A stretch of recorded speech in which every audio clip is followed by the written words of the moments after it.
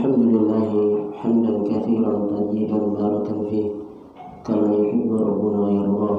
أشهد أن لا إله إلا الله وحده لا شريك له وأشهد أن محمدا عبده ورسوله صلى الله عليه وعلى آله وأصحابه ومن تبعه بإحسان إلى يوم القيامة. قال الله تعالى في كتابه الكريم بعد أعوذ بالله من الشيطان الرجيم: يا أيها الذين آمنوا اتقوا الله حق تقاته ولا تموتن إلا وأنتم مسلمون. وقال: يا أيها الناس اتقوا ربكم الذي خلقكم من نفس واحدة وخلق منها زوجها وبث منهما رجالا كثيرا ونساء واتقوا الله الذي تساءلون به والأرحام إن الله كان عليكم رقيبا. وقال أيضا: يا أيها الذين آمنوا اتقوا الله وقولوا قولا سديدا يصلح لكم أعمالكم ويغفر لكم ذنوبكم ومن يطع الله ورسوله فقد فاز فوزا عظيما. أما بعد، jamaah salat maghrib rahimani wa rahimakumullah yang dirahmati Allah Subhanahu wa taala dan saya cintai karena Allah Subhanahu wa taala. Alhamdulillah, segala puji kita haturkan kehadirat Allah Subhanahu wa taala. Hendaknya kita senantiasa memuji Allah Subhanahu wa taala dengan lisan kita maupun hati kita dan juga amalan kita, karena Allah Subhanahu wa taala telah memberikan banyak kenikmatan kepada kita, sampai-sampai Allah nyatakan, wa in ta'uddu ni'matallahi la tuhsuha. Dan jika kalian ingin menghitung nikmat Allah Subhanahu wa taala, maka kalian tidak akan pernah bisa menghitungnya. Oleh karena itu, kita hanya diwajibkan oleh Allah Subhanahu wa taala untuk bersyukur, bukan menghitung. Karena tidak mungkin kita akan bisa menghitungnya. Oleh karenanya, kita syukuri nikmat tersebut, nikmat yang Allah Subhanahu wa taala berikan kepada kita, dengan senantiasa kita ucapkan alhamdulillah. Dan juga di dalam hati kita akui dengan seyakin-yakinnya bahwasanya nikmat yang kita dapatkan ini hanyalah datang dari Allah Subhanahu wa taala, bukan dari yang lainnya. Kemudian yang ketiga, dan ini yang paling utama dan ini yang paling sulit dilakukan di dalam bersyukur kepada Allah Subhanahu wa taala, yaitu kita menggunakan nikmat yang Allah berikan dalam rangka beribadah kepada Allah Subhanahu wa taala, sebagai wujud kita melaksanakan tujuan diciptakannya kita di muka bumi ini, yaitu beribadah kepada Allah Subhanahu wa taala. Dan ini yang paling sulit, menggunakan seluruh nikmat yang Allah berikan kepada kita untuk beribadah kepada Allah Subhanahu wa taala. Kebanyakan dari kita bisa mengucapkan alhamdulillah. Kita juga mengakui bahwasanya apa yang diberikan dari kenikmatan yang kita rasakan itu datangnya dari Allah. Kita mendapatkan mungkin bisa memberi peralatan-peralatan rumah tangga yang baru, atau mungkin kita bisa membeli motor baru, ya. Biasanya kita mengakui ini hanya titipan. Ketika kita ditanya oleh teman, ya, wah motornya baru, ya, bajunya baru, perabotnya baru, ini cuma titipan dari Allah Subhanahu wa taala. Berarti kita mengakui bahwasanya nikmat tersebut datang dari Allah Subhanahu wa taala. Akan tapi ketika konsekuensi rasa syukur yang ketiga ini, yaitu menggunakan nikmat untuk dalam rangka mencari keridhaan Allah Subhanahu wa taala, ini yang kebanyakan manusia sulit untuk merealisasikannya. Ya, dia punya motor, ya, terkadang tidak pernah sama sekali digunakan untuk mendatangi tempat-tempat yang Allah Subhanahu wa taala cintai. ya, misalnya untuk mendatangi majelis-majelis ilmu, untuk datang ke masjid sholat 5 waktu misalnya, yang seringnya hanya untuk hal-hal yang sia-sia minimalnya, ya, apalagi na'udzubillah, yaitu untuk hal-hal yang berbau maksiat kepada Allah Subhanahu wa taala, ya. Kalau yang masih muda untuk pacaran, ya, jelas ini hal-hal yang bertentangan dengan rasa syukur kepada Allah Subhanahu wa taala.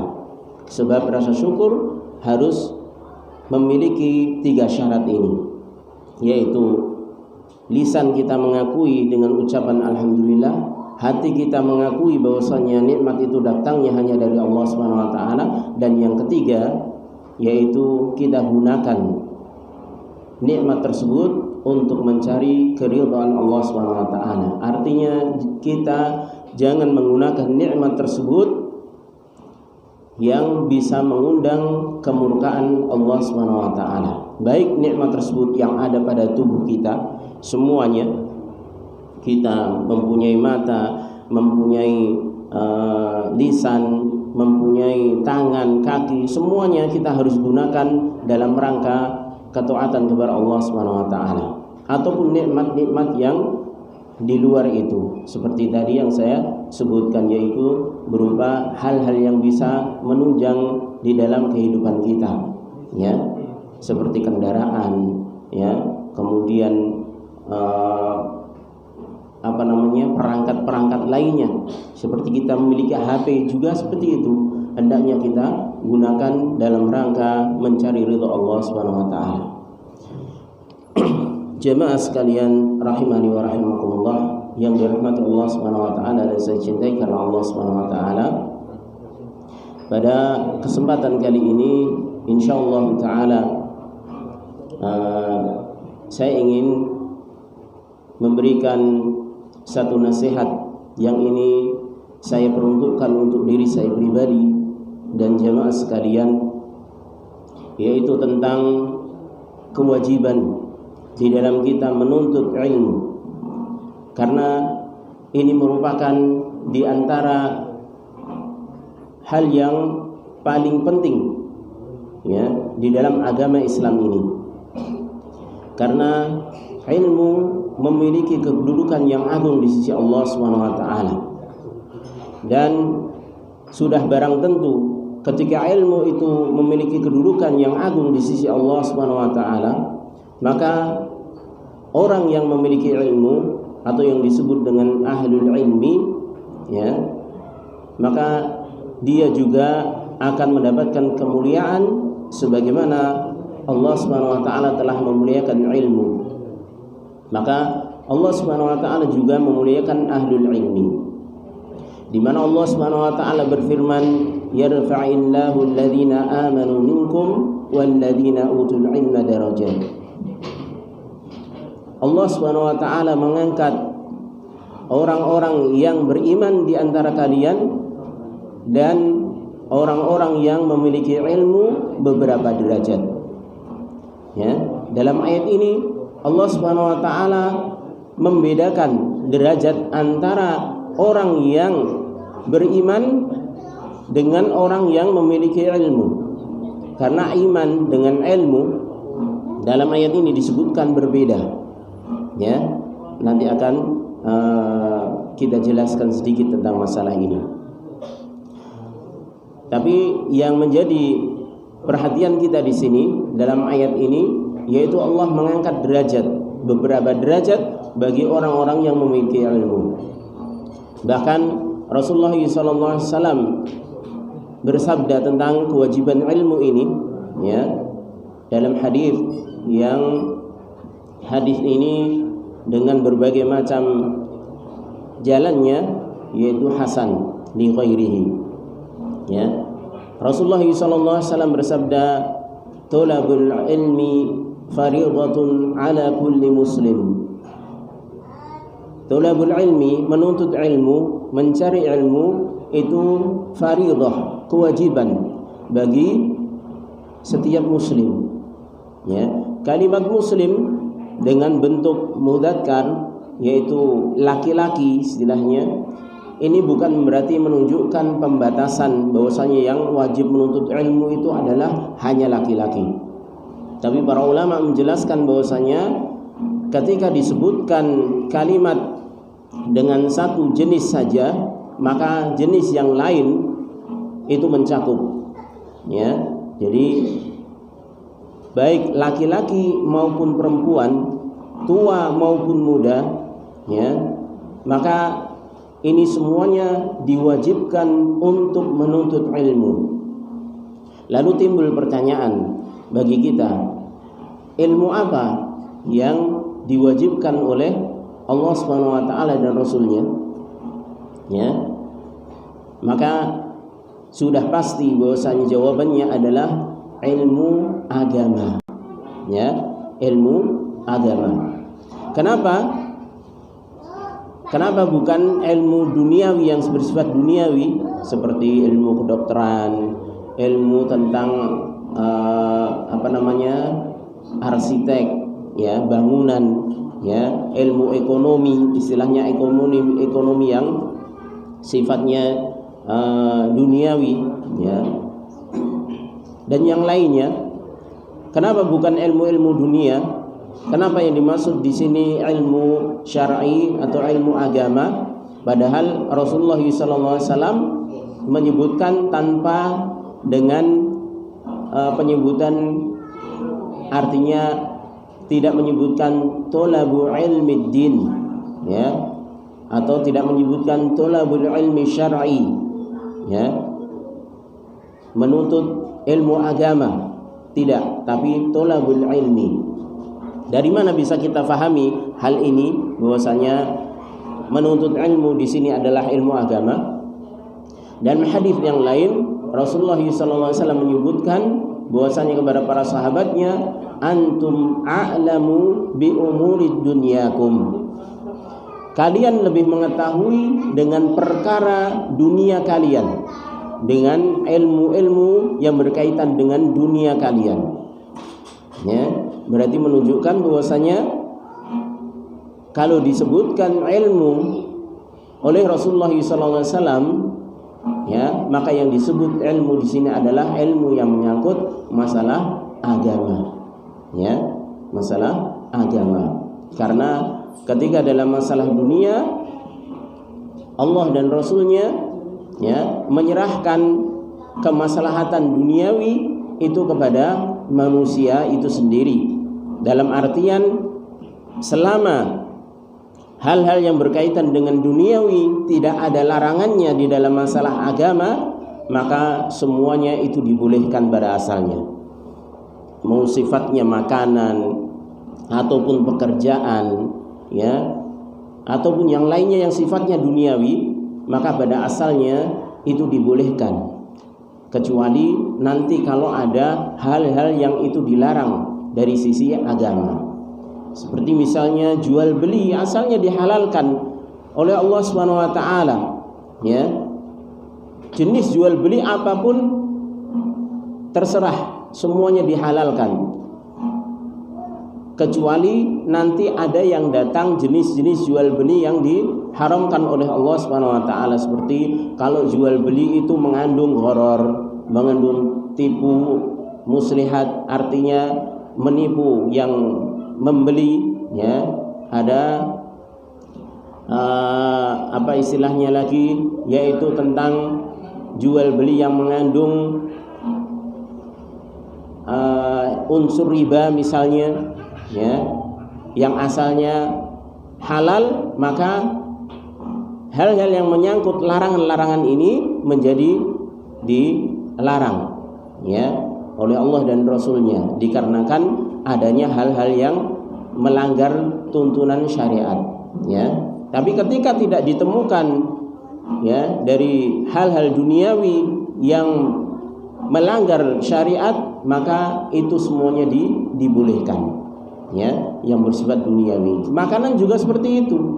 Mau makanan jenisnya mau makan apa, asalnya halal, ya, kecuali nanti yang diharamkan dalam syariat. Misalnya kalau itu bangkai, ya. Kemudian kalau itu tidak disembelih dengan menyebut nama Allah Subhanahu wa taala, ya, maka itu asalnya seluruh makanan yang ada di dunia ini adalah halal. Misalnya itu daging babi, daging anjing, ini dalam syariat diharamkan, ya. Maka selain yang tidak diharamkan, maka itu kembali ke asal. Yang tidak ada keterangan dalam syariat berkaitan dengan jenis makanan tersebut, maka kembali ke asal, yaitu dihalalkan. Ini sifat yang berkaitan dengan duniawi. Oleh karena itu, ketika Rasulullah SAW bersabda, "Thalabul ilmi fariidatun 'ala kulli muslim", menuntut ilmu itu wajib bagi setiap muslim. Ini maksudnya adalah menuntut ilmu syar'i atau ilmu agama yang berkaitan dengan agama kita, yaitu agama Islam. Dan juga Rasulullah SAW, ya, di antara keutamaan di dalam menuntut ilmu, yaitu seseorang akan dimudahkan oleh Allah Subhanahu wa taala untuk menuju jalan ke surga. Di mana Rasulullah SAW bersabda dalam hadis riwayat Muslim, "Man salaka tariqan yaltamisu fihi ilman, sahharallahu lahu bihi tariqan ilal jannah." Barang siapa yang menempuh satu jalan, yang dia dengan menempuh jalan tersebut dalam rangka mencari ilmu, ya, sekali lagi disebutkan oleh Rasulullah SAW di sini ilmu adalah ilmu agama, ya. Maka ketika seorang menempuh jalan dalam rangka menuntut ilmu syar'i, maka Allah Subhanahu wa taala akan mudahkan dia di dalam menuju ke surga, ya. Mudahkan jalannya menuju surga, ya.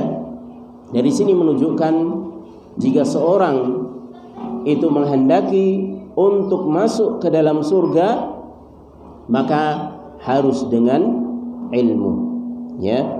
Karena ketika seorang menginginkan satu tujuan, mencapai tujuan yang dia inginkan, maka dia harus dengan ilmu. Oleh karenanya Imam Asy-Syafi'i rahimahullah mengatakan, "Man aradal akhirah fa alaihi bil ilmi." Barang siapa yang menginginkan akhirat, maka dia harus menempuhnya dengan ilmu. Wa man arada dunya fa alaihi bil ilmi. Maka dan barang siapa yang ingin perkara duniawi, dia juga harus dengan ilmu. Dan kita sudah paham semuanya bahwasanya ketika seorang menginginkan di dalam masalah duniawi saja, pasti harus dengan ilmu, ya. Seorang ingin memperbaiki motornya yang rusak, dia harus tahu masalah perbengkelan, ya, masalah mesin motor, ya. Bagaimana kalau yang rusak ininya, ya, misalnya nggak bisa dihidupkan misalnya, ya, itu harus diketahui. Kalau tidak diketahui, walaupun itu masalahnya sepele, maka tidak akan mungkin bisa untuk memperbaikinya, ya. Oleh karenanya demikian juga dengan agama. Cita-cita kita ke surga, ya.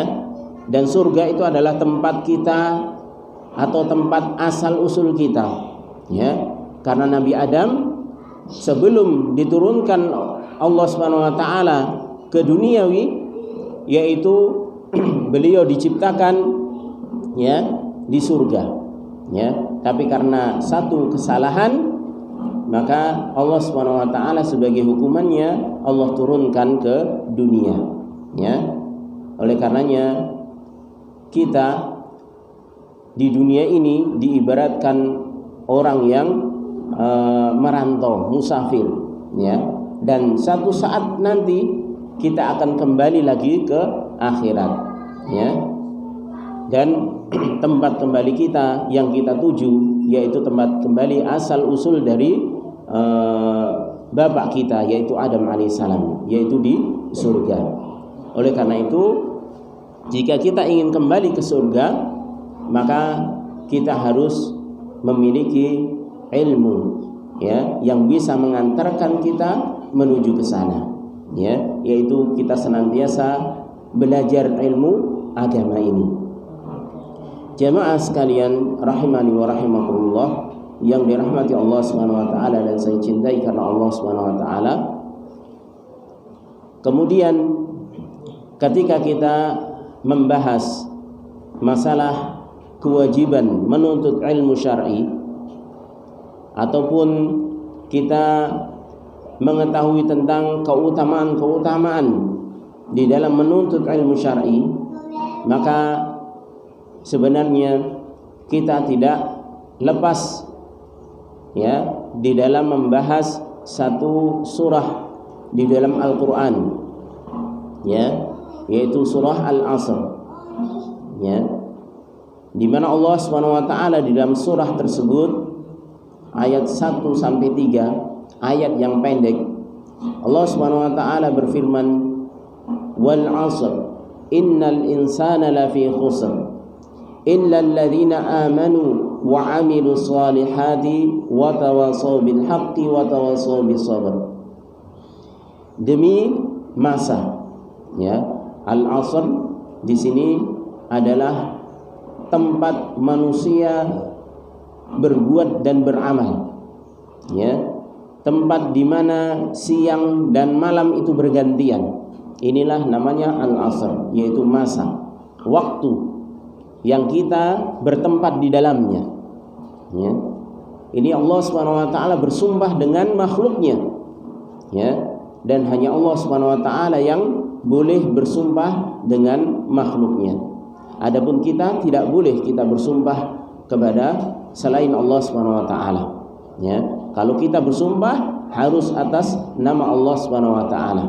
Jadi kita nggak boleh bersumpah misalnya demi Ka'bah, demi Allah, demi Rasulullah misalnya, nggak boleh, ya, karena ini termasuk hal yang dilarang dalam agama kita, ya.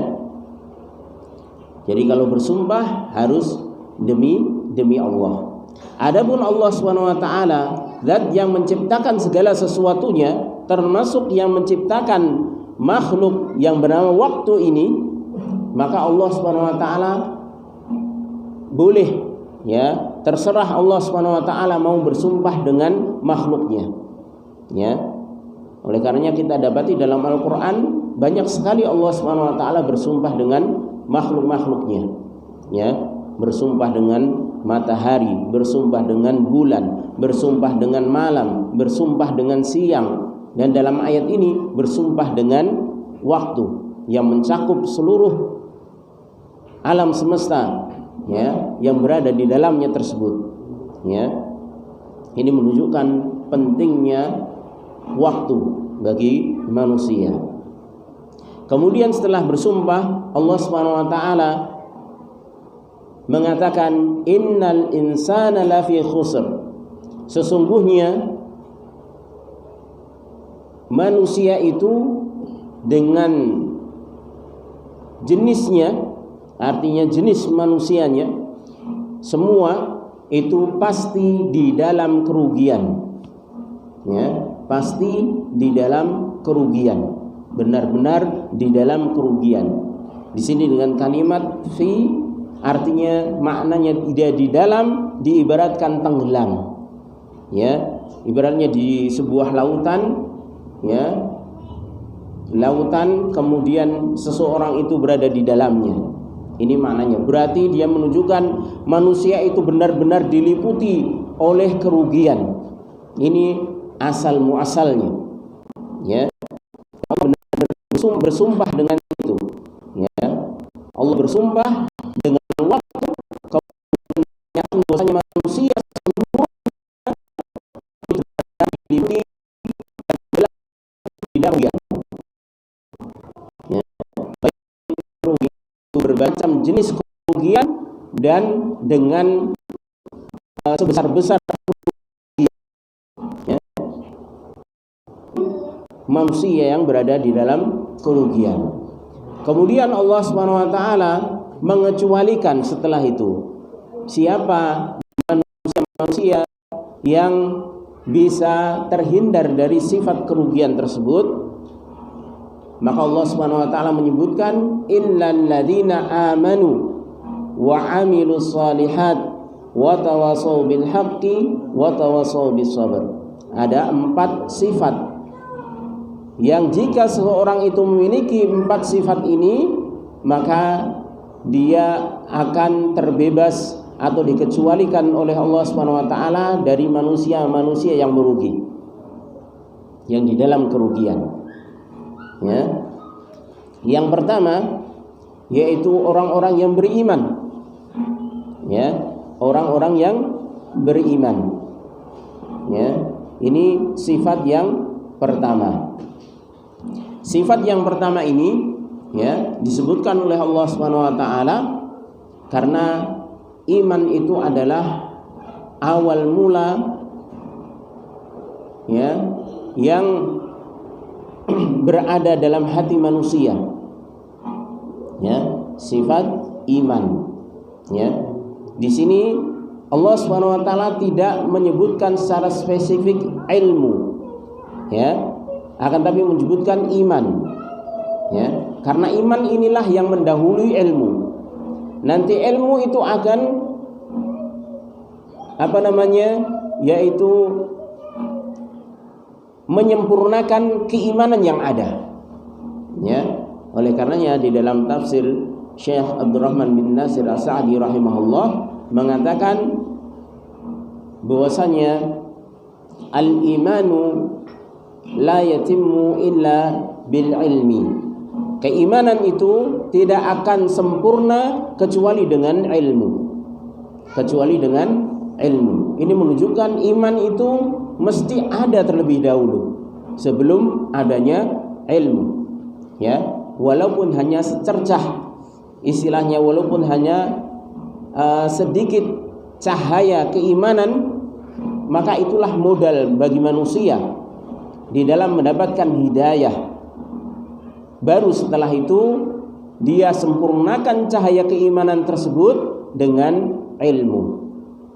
Ya, makanya para sahabat dulu ketika hanya mendengarkan lantunan ayat suci Al-Quran dari Nabi SAW, mereka bisa timbul keimanan walaupun dia belum mengetahui apa itu maknanya Al-Quran yang dibaca oleh Rasulullah SAW, tapi membuat hati itu tenang. Inilah cahaya keimanan. Baru setelah itu ya mereka mengucapkan kalimat syahadat asyhadu an la ilaha illallah wa asyhadu anna muhammadar rasulullah, dan kemudian ditindaklanjuti senantiasa berinteraksi bersama Nabi SAW dalam rangka menimba ilmu.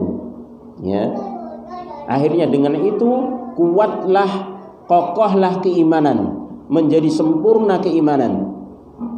Ya, oleh karena itu dalam ayat ini walaupun tidak disebutkan secara lafaz tentang ilmu, tapi konsekuensi orang yang beriman harus berilmu. Ya, karena tidak mungkin seorang ketika mendapatkan secercah cahaya iman, ya, kemudian cahaya tersebut akan menjadi besar dan kuat kokoh di dalam hati manusia kecuali kalau ditindaklanjuti dengan ilmu. Oleh karena itu, disinilah dalil bahwasanya menuntut ilmu itu sangatlah penting dan wajib bagi kita, yaitu ilmu agama. Ya, karena inilah yang akan mengokohkan keimanan kita yang selama ini ada. Ya, oleh karenanya orang-orang yang disebutkan dalam ayat pertama tadi yang saya sebutkan, yarfa'illahu alladhina amanu minkum walladhina utul ilma darajat, itu Allah Subhanahu wa taala mengangkat derajat orang-orang yang beriman di antara kalian dan orang-orang yang memiliki ilmu beberapa derajat. Artinya Allah mengangkat dibandingkan orang yang hanya beriman, Ya, Allah mengangkat orang-orang yang berilmu ini beberapa tingkatan dibandingkan orang yang hanya beriman. Kenapa? Karena orang yang berilmu itu keimanannya akan jauh lebih tinggi, jauh lebih kuat, kokoh, jauh lebih sempurna dibandingkan orang yang hanya sekedar memiliki keimanan yang istilahnya pas-pasan. Ya, dia modal misalnya memiliki keimanan, menjadi orang muslim, menjadi orang yang beriman turun temurun dikarenakan orang tuanya, kakeknya dan lain sebagainya itu orang muslim.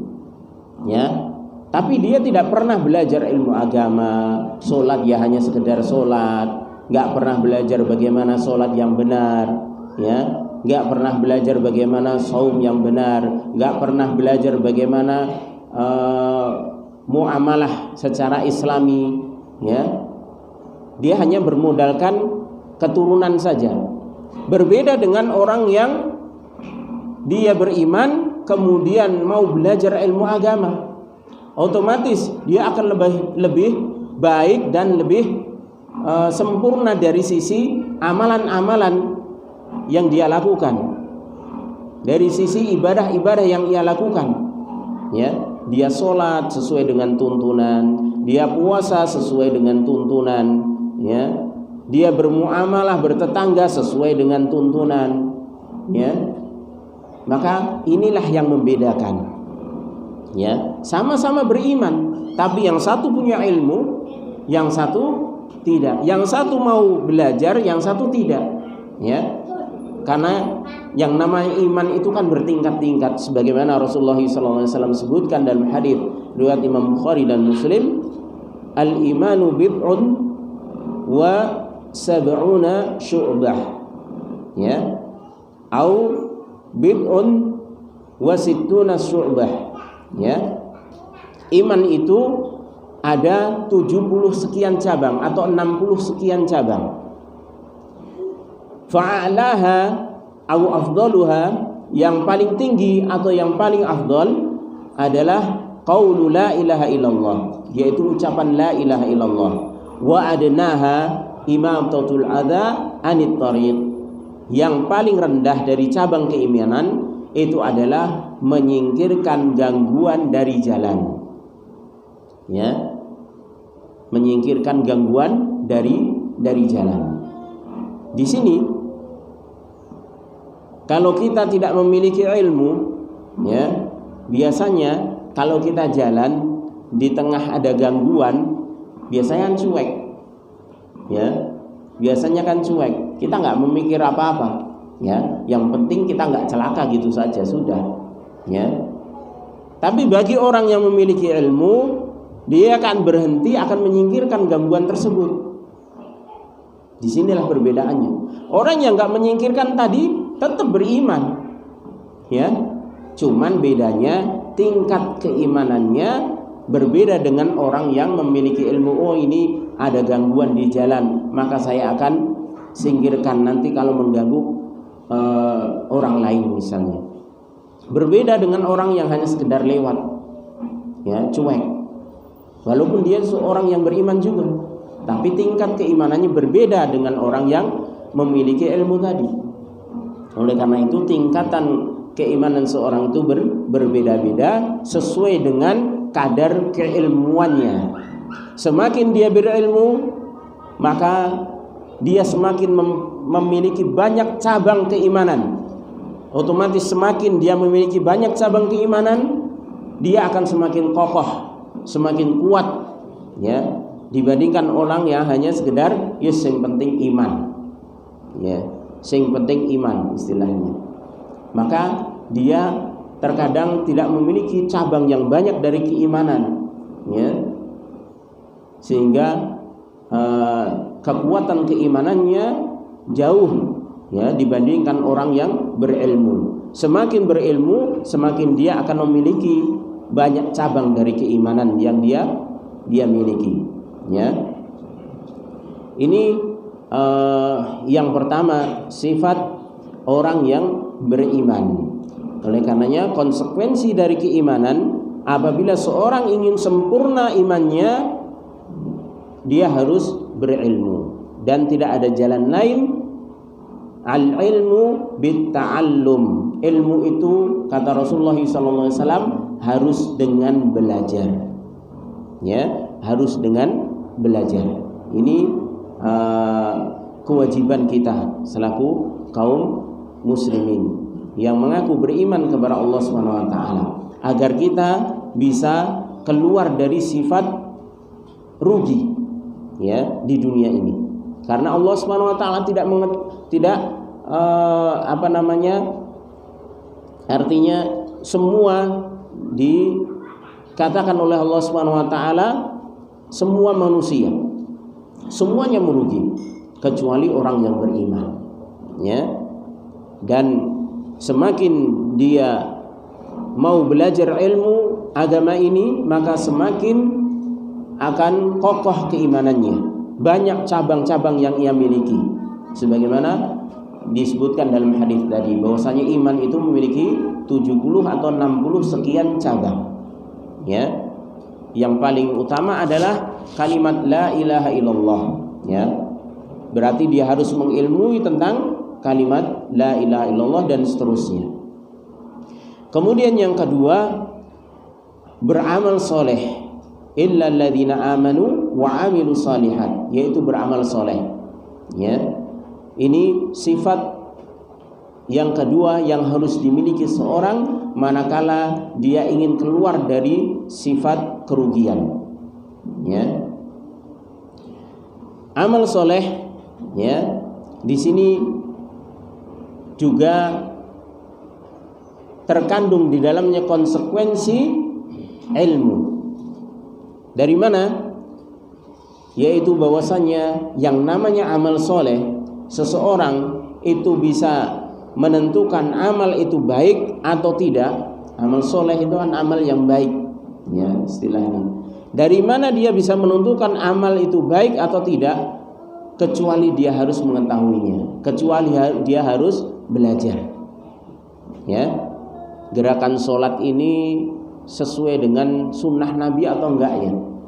Ya. Kalau saya tangannya geraknya seperti ini, terus kemudian kalau saya turun untuk sujud seperti ini cocok dengan apa yang dilakukan Nabi atau enggak? Ya, maka ini kita harus belajar. Ya, harus membuka buku, datang ke pengajian, ya, bertanya kepada ustadz, ya, ini ada contohnya atau tidak, ya. Maka setelah itu baru kita akan tahu, oh ternyata selama ini saya sholat tidak sesuai dengan tuntunan Rasulullah, yang benar seperti ini. Akhirnya kita perbaiki, ya. Baru namanya itu amal soleh. Karena kalau amal soleh itu kan disebutkan oleh para ulama, itu adalah yang memenuhi dua kriteria, yaitu ikhlas, dilakukan karena Allah Subhanahu wa taala dalam rangka mendapatkan pahala dari Allah, ya. Kemudian yang kedua yaitu mencocoki apa yang dicontohkan oleh Nabi sallallahu alaihi wasallam, ya. Ini baru dikatakan amal soleh. Jadi kalau selama ini mungkin kita melakukan amalan, misalnya sholat, saum, ya, kok tidak ada contohnya, walaupun kita ikhlas, itu belum dikatakan amal soleh, ya. Oleh karenanya kita butuh belajar, ya, butuh belajar, ya.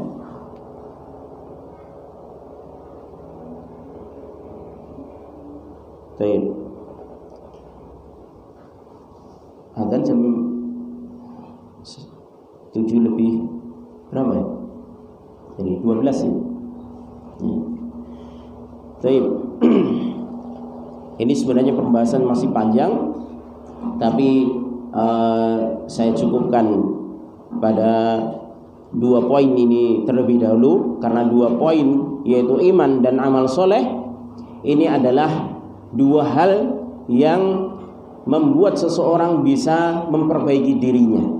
Karena dua hal yang selanjutnya yaitu berdakwah kemudian bersabar, ini dua hal yang berkaitan dengan orang lain. Tapi yang paling penting yaitu kita bisa memperbaiki diri kita sendiri dahulu. Sebagai penutup, saya ingin menasihatkan bahwasanya perlu diketahui di dalam belajar, para ulama mengatakan ada 3 tingkatan, ya, ada tingkatan di dalam belajar yang ini mempengaruhi sifat seorang yang belajar ilmu agama. Jika seorang menjalani tingkatan atau tingkatan yang pertama, seorang itu akan sombong, takabur, ya. Ini tingkatan di dalam belajar, ya. Oleh yang kita dapati orang yang baru belajar, ya, biasanya dia akan mudah untuk menyalahkan orang lain, ya, ketika baru awal-awal belajar, baru bersemangat, ya. Misalnya baru belajar tahsin, dengar istilahnya imam baca sedikit salah saja langsung bereaksi, ya, tanpa memikirkan cara-cara yang benar di dalam menegur, ya. Ini yang pertama. Oleh karenanya jangan pernah berhenti dan sampai sini. Belajar jangan pernah berhenti pada tahap yang pertama ini. Bahaya, ya. Tingkatan yang kedua yaitu dia mulai merasa tawadhu, rendah diri, ya. Mulai merasa tawadhu, rendah diri. Kalau Syekh Salim bin Al-Hilali hafizahullah ta'ala mengibaratkan tingkatan yang pertama itu seperti seorang bermain di pantai. Orang yang bermain di pantai biasanya petanteng-petenteng, ya. Seakan-akan lautan yang luas itu dikuasai, semuanya dikuasainya, dilihatnya, ya. Kemudian tingkatan yang kedua sudah mulai merasa tawadhu, yaitu dia mulai berjalan ke tengah lautan, mulai separuh badannya tenggelam. Dia sudah mulai hati-hati, tenang, ya, tidak banyak bergerak, ya. Artinya mulai ketawaduan muncul pada diri seorang yang belajar. Ini semakin dia belajar ilmu agama.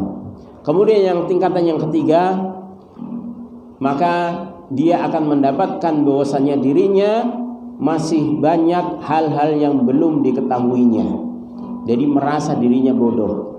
Ini tingkatan yang terakhir, dan inilah tingkatan para ulama, ya. Oleh karena itu hendaknya kita di dalam belajar senantiasa terus, ya, tidak pernah berhenti. Sebagaimana kata Imam Ahmad, ya, belajar itu dari mulai ayunan sampai ke liang lahat, ya, itu belajar, ya. Oleh karenanya senantiasa kita terus belajar ilmu agama ini, ya, dari mulai akidahnya bagaimana, kemudian kita di dalam mentauhidkan Allah Subhanahu wa taala, ya, kemudian di dalam kita beribadah kepada Allah Subhanahu wa taala, tata cara salat kita, tata cara saum kita, tata cara muamalah kita dengan orang lain, baik sama muslim ataupun non muslim, ya. Maka ini harus kita pelajari terus, ya, di dalam rangka kita senantiasa memperbaiki diri kita, karena thalabul ilmi ini adalah kewajiban kita selaku kaum muslimin dari sejak kita lahir sampai kita meninggal dunia. Karena ketika kita meninggal dunia ini juga butuh ilmu, ya. Makanya Rasulullah SAW ketika ingin menghabarkan bahwasanya orang yang ucapan terakhirnya itu la ilaha illallah dia masuk surga, ini juga menunjukkan seseorang itu harus senantiasa akrab dengan yang namanya ilmu agama, sehingga dia bisa mengamalkan di saat-saat terakhirnya dengan ucapan la ilaha illallah. Baik, kurang lebihnya saya mohon maaf. Mudah-mudahan yang sedikit ini bisa bermanfaat bagi saya pribadi dan jemaah sekalian. Dan sekali lagi saya wasiatkan kepada diri saya pribadi dan saudara sekalian untuk senantiasa kita bersemangat di dalam menuntut ilmu, jangan pernah bosan, jangan pernah berhenti di satu level di tingkatan mencari ilmu, karena berbahaya seorang itu akan menjadi sombong ketika baru pertama kali terjun di dalam belajar agama, tapi terus sampai level ketiga sehingga kita merasa diri kita bodoh, bahwasanya ilmu ini hanyalah sedikit dari pemberian Allah Subhanahu wa taala. Kita tutup dengan doa kafaratul majelis. Subhanakallahumma wa bihamdika asyhadu an la ilaha illa anta astaghfiruka wa atubu ilaik. Assalamualaikum warahmatullahi wabarakatuh.